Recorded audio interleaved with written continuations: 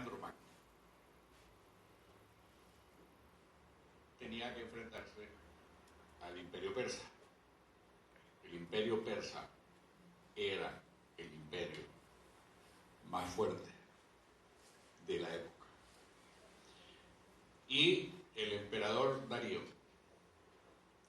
había puesto como límite del imperio persa el nudo gordiano y había desafiado a que quien quisiese entrar en Persia tenía que desatar el nudo gordiano. Bueno, Alejandro Magno no era un tipo muy paciente. Así que cuando decidió entrar a Persia, lo primero que hizo fue que sacó la espada y desbarató el nudo. Y yo creo que hay momentos en la historia en que es necesario desbaratar los nudos. Personalmente será porque avanza el tiempo, pierdo la paciencia. Y lo que veo aquí es una constitución que es un plan de negocios del socialismo del siglo XXI. Y no puedo estar en paz con eso. Y veo que el centralismo no es algo que necesariamente nace en una mente quiteña. No. Flores era venezolano, pero García Moreno era guayaquileño. Y Correa, por lo menos, había nacido aquí.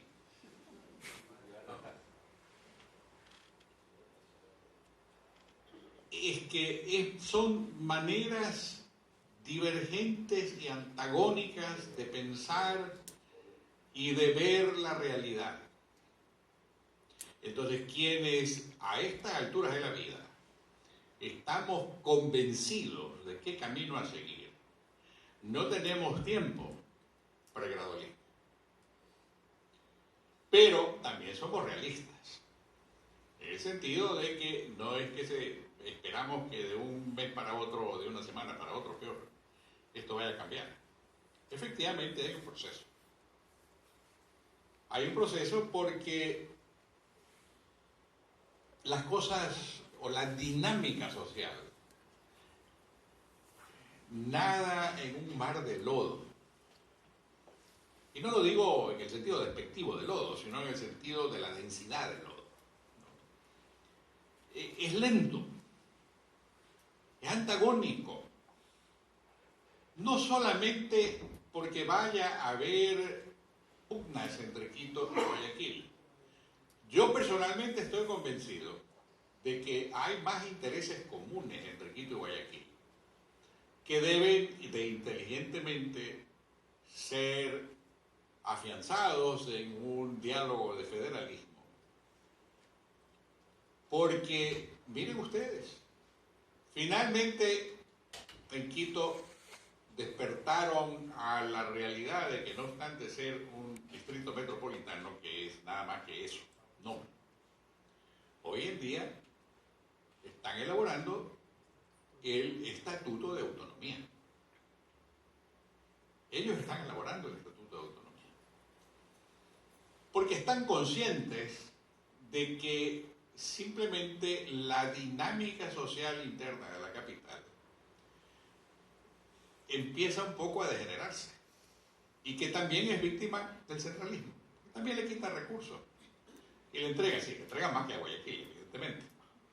Pero es esta manera de ser y de pensar que también la van a hallar en Cuenca y la van a hallar en Manabí y la van a hallar en El Oro. Sí hay sitios, regiones que son pudientes y superavitarias en cuanto a lo que producen y entregan. Hay más que son deficitarias en cuanto a lo que producen y entregan, pues son más chicas. Y lo que ocurre es que tiene que haber un sistema que, si bien permita un reparto y redistribución, debe de tener los incentivos para que esas otras regiones o provincias o cantones efectivamente tengan la capacidad para mudarse, para caminar por los pies, ¿no? Para caminar colectivamente a afianzarse en otra provincia, siempre y cuando haya el equilibrio, porque así como en la economía, el intercambio funciona cuando las partes se sienten satisfechas. En la política, de la misma manera, tiene que haber un equilibrio. Recuerden que Santo Tomás Aquino definía la política como el arte de lo posible. Y yo creo que hay que ejercer ese tipo de inteligencia. Hay que lograr sembrar una masa crítica que no sea Guayaquil contra Quito, porque ahí nos vamos a enredar en una discusión milenaria. Yo personalmente les digo, estoy casado con una quiteña, tengo 2 hijos quiteños y 2 guayaquileños, así que yo estoy en el medio. O sea, no ando aquí con temas de regionalismo baratos, pero sí tengo conciencia de que esto no funciona y de que vamos a ser permanentemente un país subdesarrollado si seguimos en un régimen que nos limita en cuanto a la capacidad y a la libertad para poder progresar. Entonces, dicho eso, tiene que haber una agenda que permita afianzar aquello.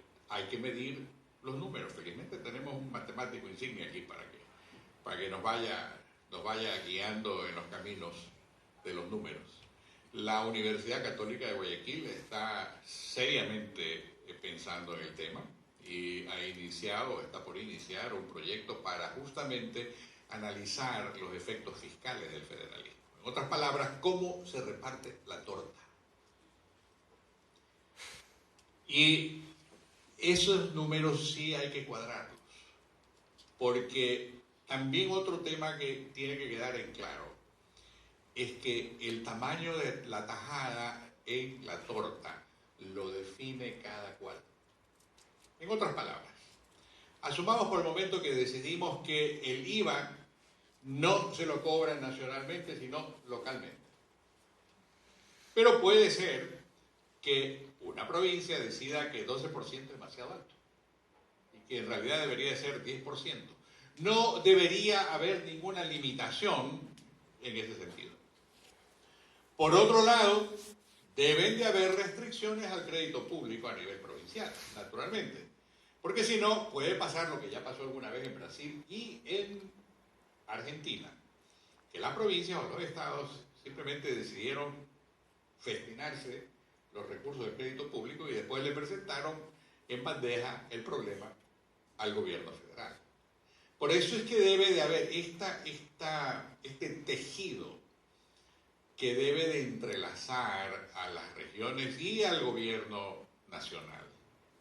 Debe de ser lo suficientemente resiliente, fuerte, flexible, que no se rompa, que permita que los pequeños sientan que no quedaron atrás o quedaron fuera, quedaron abandonados, y que inclusive tienen los incentivos para de repente pegarse a alguien que tenga más recursos y ser parte de 24 provincias. Cuando estábamos en la escuela eran 18, 19, de ahí en adelante pues empezaron los cantones que explosionaron en número, pero los cantones, recuerden que en cierto modo explosionaron también como una necesidad del localismo. Entonces hay que aprender esas lecciones del localismo para no caer en una situación en la cual pues esto de aquí sea una invitación al caos. Porque ese es el primer argumento del centralismo. El federalismo es caos. El federalismo conduce a la bipolaridad entre Quito y Guayaquil. El resto queda fuera. ¿No es así?